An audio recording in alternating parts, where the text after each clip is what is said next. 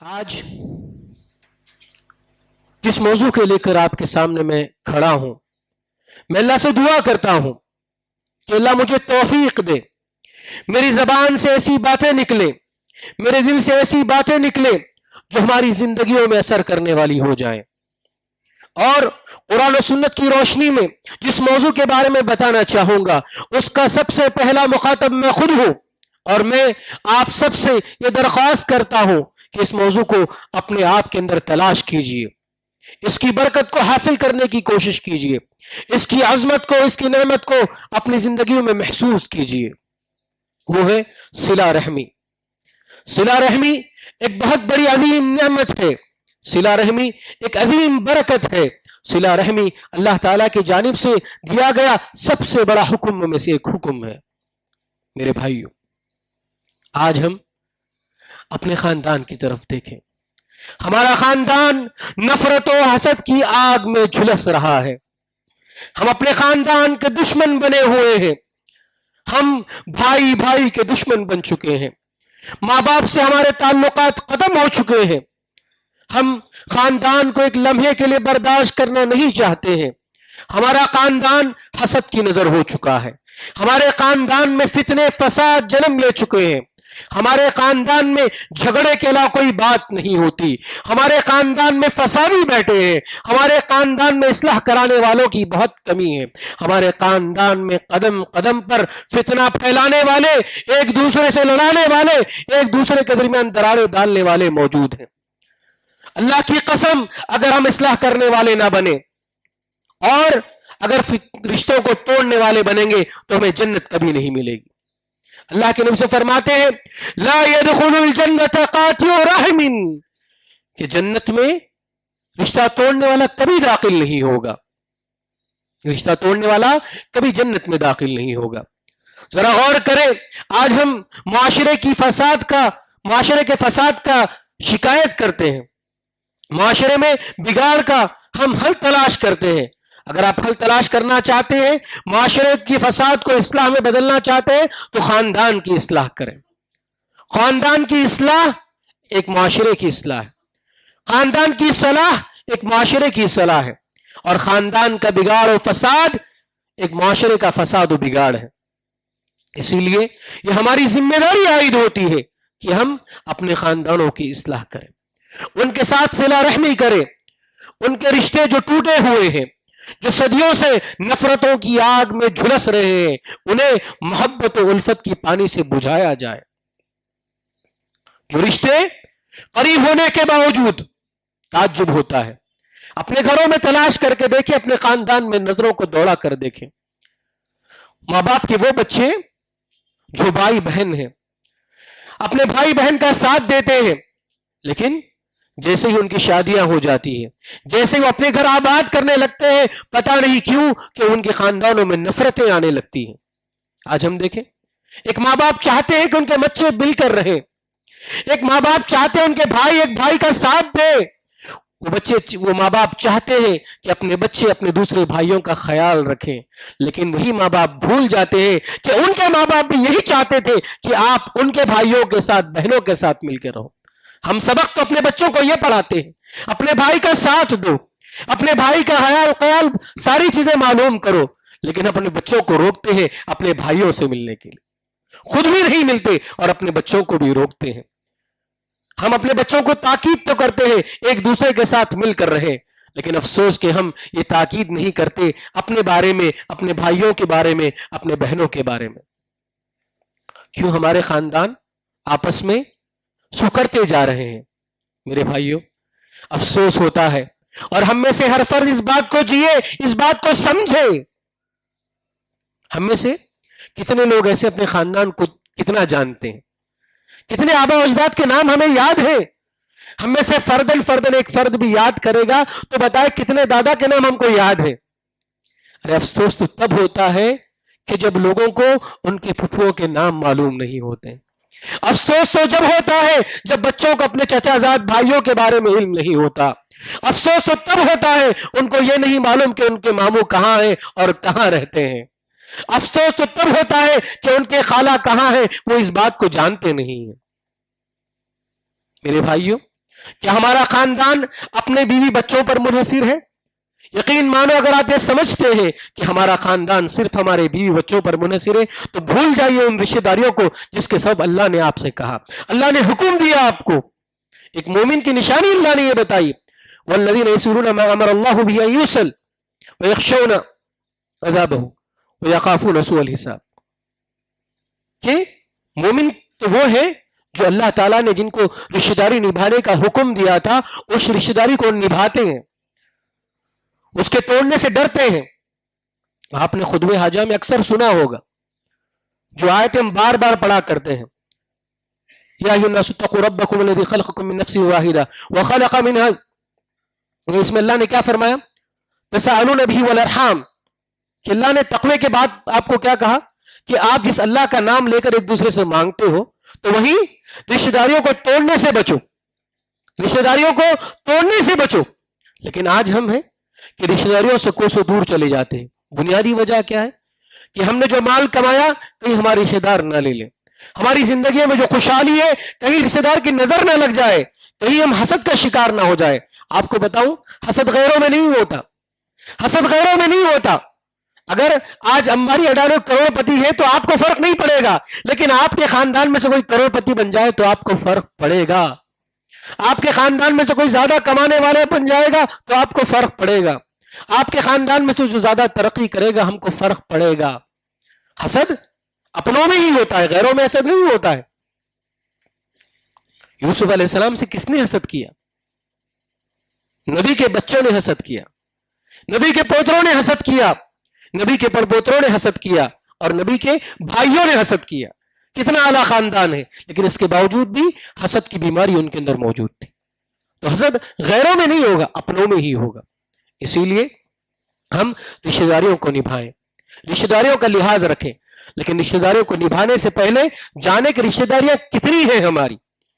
افسوس ہوتا ہے ہمیں کہ ہم رشتہ داریوں کو برائے نام نبھاتے ہیں، اور برائے نام جانتے ہیں، اور برائے نام ان کا یاد رکھتے ہیں، ان کا لحاظ رکھتے ہیں۔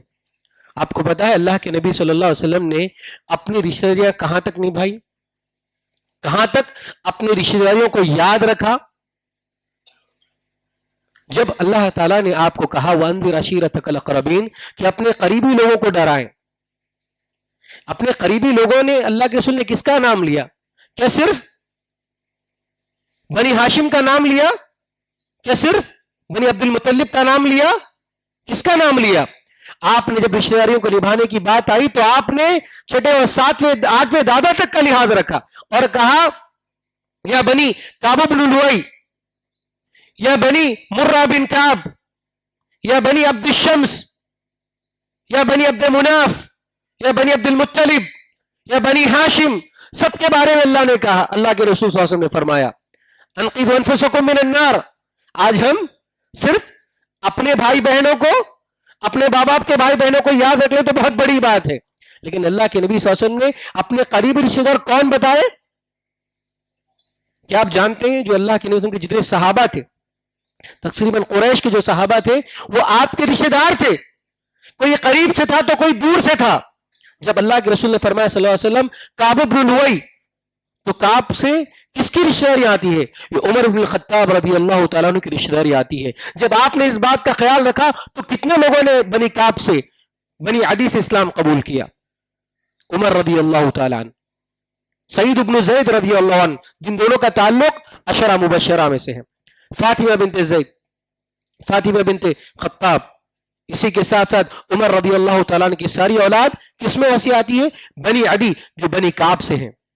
اور پھر کیا فرمایا؟ بنی مرہ بن کعب، یہ کون ہے؟ یہ سعد بن مرہ، ابوبکر صدیق رضی اللہ تعالیٰ عنہ کا خاندان آتا ہے۔ بنی تیم جس کا تعلق مرہ بن کعب سے تھا، اس میں سے کون آئے؟ ابوبکر صدیق رضی اللہ تعالیٰ عنہ، جنہوں نے سب سے پہلے اسلام قبول کیا۔ اگر آپ اپنے رشتہ داروں کو اس طرح سے نہ نبھاتے تو کیا ابوبکر صدیق رضی اللہ تعالیٰ عنہ اسلام قبول کرتے؟ اور ابوبکر صدیق رضی اللہ تعالیٰ عنہ کے سبب کئی لوگوں نے اسلام قبول کیا، اور خود ابوبکر صدیق رضی اللہ تعالیٰ عنہ کا نسب ایسا نسب ہے جس میں 4 نسبوں میں، 4 نسلوں میں صحابہ پائے جاتے ہیں۔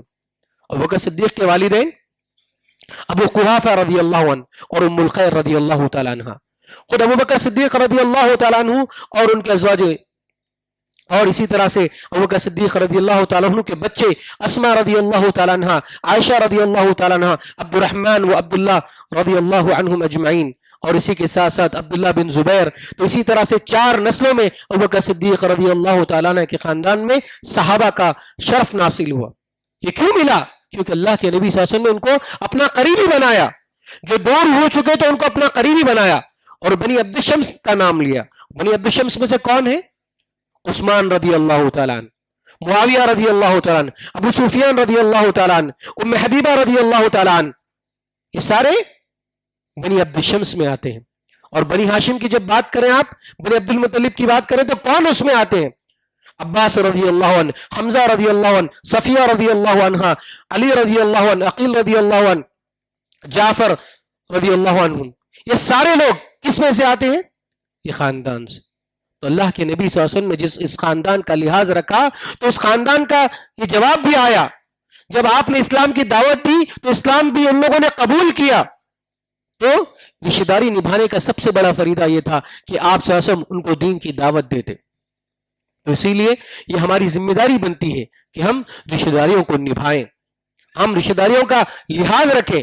اللہ تعالیٰ نے ڈرایا ہے ہم کو کہ ہم رشتہ داری سے توڑنے سے بچیں، بلکہ اللہ تعالیٰ نے ان لوگوں کے بارے میں کہا هل عصیتم ان تولیتم ان تفسدوا فی الارض وتقطعوا ارحامکم، کہ اللہ نے کہا کہ تم سے ایسی امید ہی کی جائے گی. یہ کن سے کہا؟ اللہ نے نافرمانوں سے کہا، جو فساد مچانے والے دنیا میں، ان سے کہا کہ تمہیں اگر دنیا میں حکومت مل جائے، اگر تمہیں دنیا میں اقتدار مل جائے تو تم کیا کرو گے؟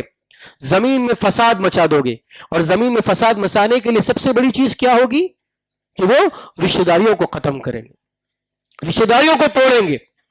اللہ نے آپ کو تنبیہ کی، یہ وارننگ دی کہ اگر ایسا کرو گے تو اللہ کی لعنت کے مستحق ہوگے.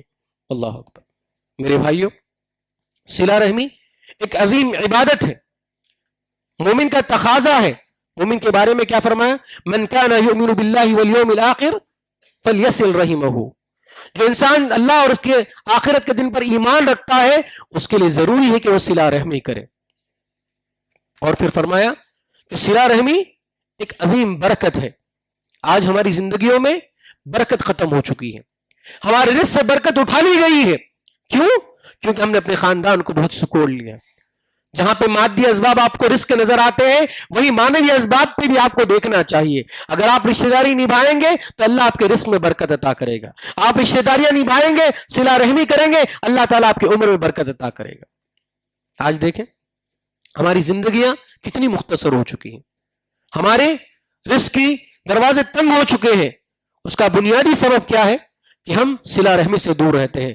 بخاری مسلم کی حدیث ہے، اللہ کے رسول فرماتے ہیں، ابو ہریرہ اس کے راوی ہے، من سرہ ان یبسط له فی رزقہ وینسى له فی اثرہ فلیصل رحمہ. جو بندہ یہ چاہتا ہے اسے اس بات کی خوشی محسوس ہوتی ہے کہ اس کے رزق میں اضافہ ہو اور اس کے عمر میں برکت ہو، اس کو چاہیے کہ وہ صلہ رحمی کرے.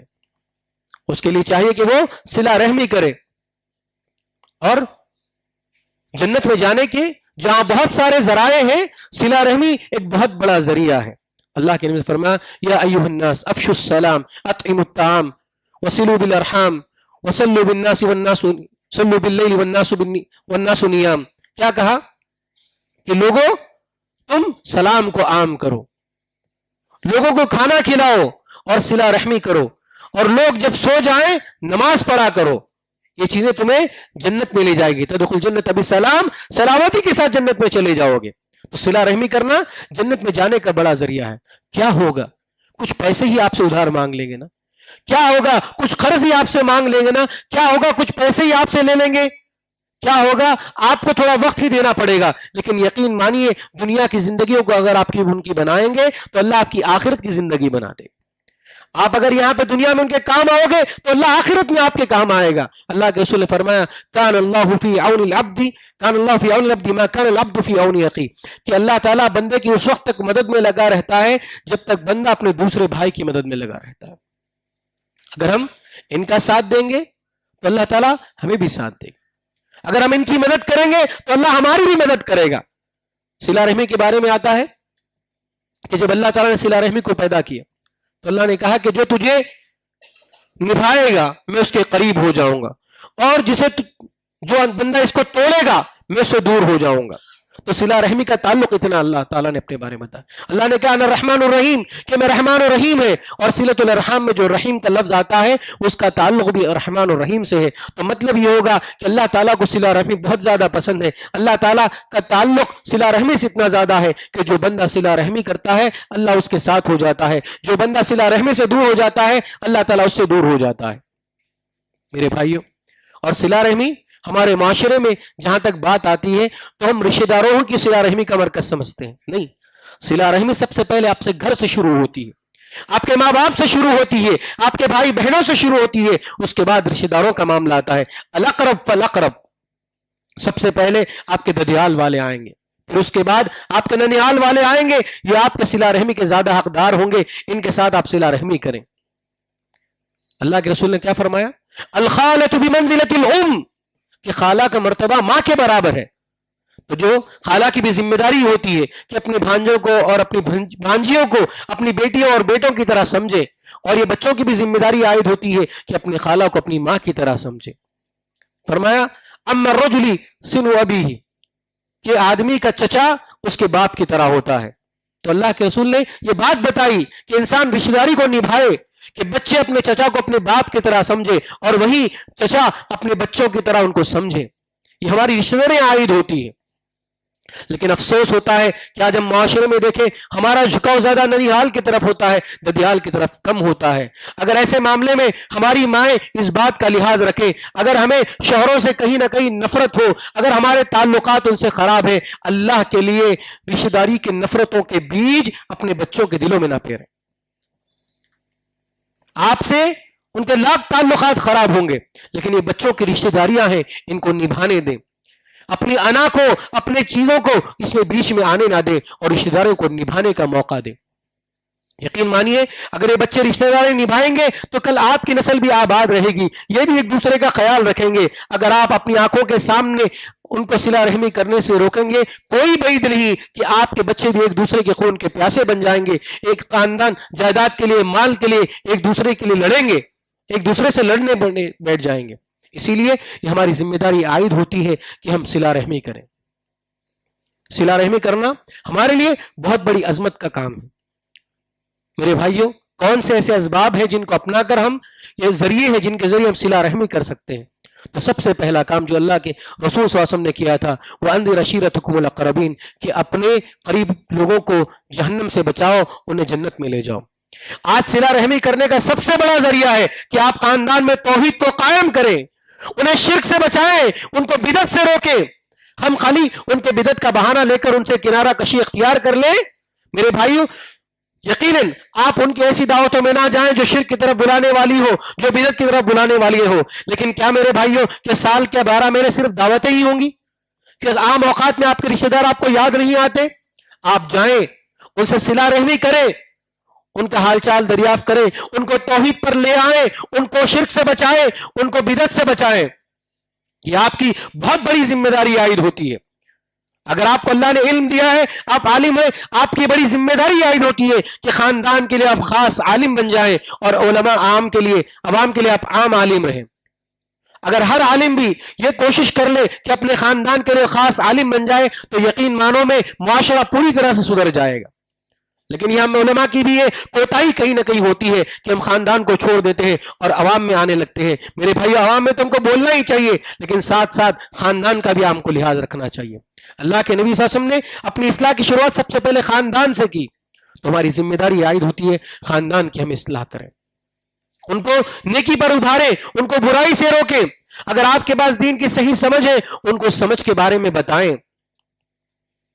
اور دوسری چیز،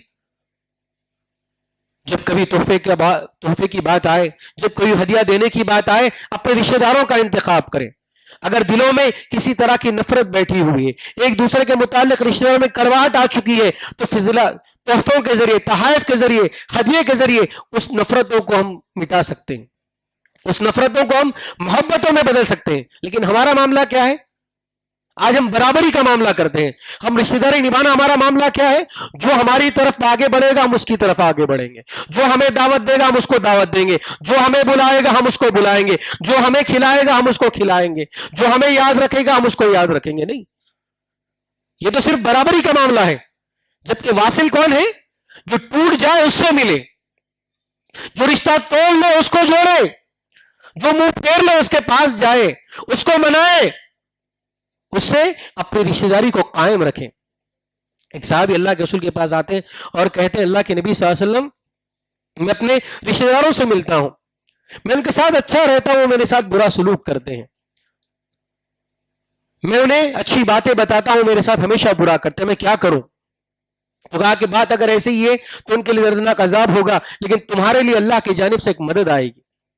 یقین مانیے, اگر آپ یہ کام کرتے رہیں گے یقیناً آپ کو تکلیف ہوگی, آپ بدنام ہوں گے, آپ پر لوگ الزام لگائیں گے, بہت ساری چیزیں آپ کی ہوگی, لیکن یقین مانیے اگر آپ اصلاح بین الناس کریں گے, لوگوں میں اصلاح کا کام کریں گے, رشتہ داروں میں ایک دوسرے کو جوڑنے کا کام کریں گے, اللہ کے نزدیک آپ کا معاملہ بہت الگ ہوگا. صرف میں اس وجہ سے کہ خاندان کے معاملات میں میں کیوں بیچ میں پڑوں, مجھے کیا پڑی خاندان لڑے جھگڑے وہ ختم ہو جائے؟ نہیں, بلکہ اللہ کے رسول نے یہاں تک بھی کہا تعلموا انسابکم, اپنے نسبوں کو جانو, یہ صلہ رحمی کا سب سے بڑا ذریعہ ہے. ہم کوشش کریں اپنے خاندان کو مل بیٹھے لے کر بیٹھے, ان کے ساتھ حسن سلوک کریں, یہ ہماری ذمہ داری عائد ہوتی ہے. اور صدقہ دینے کی جہاں بات آتی ہے تو اللہ کے رسول نے فرمایا کہ ایک عام مسکین غریب کو صدقہ جب دیا جاتا ہے تو اس کا ایک اجر آپ کو ملتا ہے, لیکن وہی اگر رشتہ داروں کو وہی صدقہ دیا جاتا ہے تو دوہرا اجر ملتا ہے, صدقہ دینے کا بھی اجر اور صلہ رحمی کرنے کا بھی اجر. تو اسلام نے کہاں تک آپ کو بتایا, بلکہ اسلام نے یہاں تک بھی کہا کہ اگر کسی کے ماں باپ مشرک بھی ہو, کافر بھی ہو, ان کے ساتھ بھی حسن سلوک کریں, ان کے ساتھ بھی صلہ رحمی کریں. اسماء رضی اللہ تعالیٰ عنہ جو بکر صدیق رضی اللہ عنہ کی دختر ہے, ان کی والدہ قتیلہ جو اس نے اسلام قبول نہیں کیا تھا, وہ جب مدینے میں آئی تو اسماء رضی اللہ تعالیٰ نے اللہ کے رسول سے پوچھا میری ماں آئی ہے کہ اللہ کے نبی صلی اللہ علیہ وسلم میں ان کے ساتھ حسن سلوک کروں, تو آپ نے کہا کہ تمہارا حق یہ بنتا ہے کہ اس کے ساتھ آپ حسن سلوک کرو. تو اسلام یہ بات آپ کو سکھاتا ہے کہ دنیا کے معاملات میں ان کے ساتھ بہتر سے بہتر رہو. یہ کیوں بتایا گیا؟ کہ حسن سلوک کا تقاضا کیا گیا. عمر رضی اللہ تعالیٰ عنہ کو ایک مرتبہ ایک ایسا لباس تحفے میں آیا جو آپ کے لیے لائق نہیں تھا کہ آپ اس کو پہنے, تو آپ نے مکے میں آپ کا ایک مشرک بھائی رہتا تھا, آپ نے اس کو رشتہ دار رہتا تھا, آپ نے اس کو تحفے میں دے دیا. یہ رشتہ داری نبھانے کے لیے, یہ صلہ رحمی نبھانے کے لیے. میرے بھائیوں, اگر آپ صلہ رحمی نہیں نبھائیں گے تو یقین مانو آپ کی زندگیوں سے برکت ختم ہو جائے گی. آپ کوشش کریں صلہ رحمی نبھائیں, صلہ رحمی کرتے رہیں, ایک دوسرے کا خیال کرتے رہیں. لیکن میرے بھائیوں, صلہ رحمی کا ہرگز یہ مطلب نہیں کہ ہم اسلام کے جو شریعت کا نظام ہے اس کو پامال کریں. کہیں دیکھا ہوگا آپ نے, خاندان تو ایک دوسرے سے ملتے ہیں لیکن وہاں پردے کا اہتمام نہیں ہوتا, وہاں پہ ایک دوسرے کی حیا باقی نہیں رہتی. رشتہ داروں کے نام پر ہم اپنے حد سے اتنے تجاوز کر جاتے ہیں کہ اسلام کے حدود کو پامال کرتے نظر آتے ہیں. ایسا نہ کریں. رشتہ داروں سے ملنے جائیں تو آپ یہ خیال رکھیں کس سے میری رشتہ داری ہے, کس سے مجھ کے ساتھ صلہ رحمی کرنی ہے, اور کس سے مجھے پردہ کرنا ہے اور کس سے پردہ نہیں کرنا ہے. یہ ساری چیزوں کا ہم لحاظ رکھیں. ایسا نہ ہو کہ ہمارے پاس افراط و تفریط کے ہم شکار ہیں. ایک طرف ایسے ہیں خاندان سے ہم کٹے ہوئے ہیں, اور دوسری طرف ایسے گل مل چکے ہم کو یہ نہیں معلوم کہ اسلام کے احکام کیا ہے, کس طرح سے شریعت کو نبھانا چاہیے, بلکہ ہم ساری چیزوں کو پھلانگ کر گناہوں میں پڑے ہوئے ہیں. تو ایسا کام نہ کریں, بلکہ ہماری ذمہ داری عائد ہوتی ہے کہ ہم رشتہ داری صحیح معنوں میں نبھائیں. تو میرے بھائیو, سچے دل سے ایک نصیحت آپ کو کرنا چاہتا ہوں میرے بھائی, کہ آپ زندگی میں اللہ کے نبی صلی اللہ علیہ وسلم کی طرح بن جائیں. جب آپ صلی اللہ علیہ وسلم کو مکے والوں نے تکلیف دی, آپ کے صحابہ کو تکلیف دی, آپ کو گھر سے بے گھر کیا, لیکن جب اللہ تعالیٰ نے آپ کو اقتدار دیا فتح مکہ کے بعد, وہی رشتہ دار آپ کے سامنے کھڑے تھے جہاں آپ نے ان کو معاف کر دیا. کہ ہم معاف نہیں کر سکتے ہمارے رشتہ داروں کو؟ کیا ہم معاف نہیں کر سکتے رشتہ داروں کو؟ اور دوسری جانب یوسف علیہ السلام, بھائیوں نے حسد کیا, اپنے باپ سے جدا کیا, بچپن میں تکلیف دی, آپ قیدی بنائے گئے, آپ پر زنا کا الزام لگا, مشکلات سے دوچار ہوئے, لیکن جب بھائیوں کی باری آئی تو بھائیوں کو معاف کر دیا. کیا ہم معاف نہیں کر سکتے؟ یقیناً کر سکتے ہیں. میرے بھائیوں، میں نہیں کہتا کہ ہر خاندان والے اچھے ہوں گے، نہیں، خاندان میں فتنے اور فساد والے بھی ہوں گے، اصلاح کرنے والے بھی ہوں گے. تو خاندان میں ایک ایسا نظام بنائیں، اصلاح کرنے والے ایک ساتھ ہو جائیں، اور جو فتنہ فساد کرنے والے ہیں ان سے بائیکاٹ کریں، ان کو خاندان سے نکالیں، تاکہ ان کو احساس ہو کہ خاندان کو جوڑ کر رکھنا کتنی بڑی ذمہ داری ہے، اور خاندان میں پھوٹ ڈالنا کتنا بڑا فتنے کا کام ہے. تو یہ ہماری ذمہ داری عائد ہوتی ہے. اپنے بچوں کو اپنے بزرگوں سے ملائیں، اپنے رشتہ داروں کے بڑوں سے ملائیں، ان کو معلوم ہو اپنی نسلوں کے بارے میں، اور ان کو معلوم ہو اپنے رشتہ داروں کے بارے میں، ان کے ساتھ وقت گزاریں، ان کے تجربوں سے فائدہ اٹھائیں، ان کی غلطیوں سے وہ سیکھیں. یہ ساری چیزیں ہماری ذمہ داری عائد ہوتی ہے کہ ہم اپنی صلہ رحمی کریں.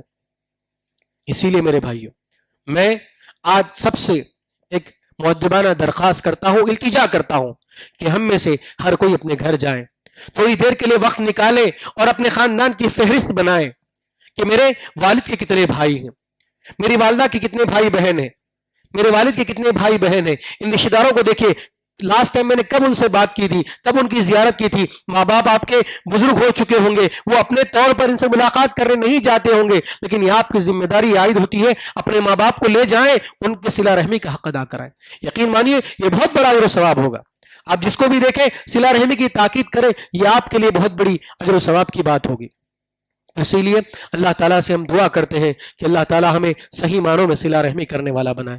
اے ہمارے مولا، ہم نے بہت ساری غلطیاں کی ہیں میرے مولا، رشتہ داروں کے حقوق کو پامال کیا ہے، رشتہ داروں کو توڑنے کے بہت سارے کام کیے. اے اللہ، اگر ہمارے اندر فتنہ فساد ہے رشتہ داری کے تعلق سے، تو اللہ ہمارے دلوں کو فتنے فساد سے خالی کر دے، ہمارے دلوں میں اصلاح کو لا لے. اے اللہ، ہم نے خاندان میں کبھی کسی کے گھر کو توڑا ہوگا، اگر ہم نے خاندان میں کسی کے دل کو توڑا ہوگا میرے مولا، تو ہمیں معاف کر میرے مولا. آج ہم ان سے ملنے والے بن جائیں، ان سے جڑنے والے بن جائیں. اللہ تعالیٰ ہمیں صلہ رحمی کرنے والا بنائے. اللہ تعالیٰ جتنے بھی وعدے تو نے صلہ رحمی کے تعلق سے کیے، وہ سارے وعدے ہم کو عطا کر میرے مولا. اے اللہ، جس برکت کا تو نے وعدہ کیا ہے صلہ رحمی کے، سب وہ برکت ہمارے رزق میں عطا کر، وہ برکت ہمارے عمر میں عطا کر. اللہ، جتنی فضیلتیں صلہ رحمی کے تو نے بتائی ہے، وہ ساری فضیلتوں کے ہمیں حقدار بنا میرے مولا، اور ہمارے خاندان کو آباد رکھ میرے مولا، اس کو دین پر قائم رکھ میرے مولا، اس میں توحید کی نشر و اشاعت کرنے والا ہم کو بنا دے.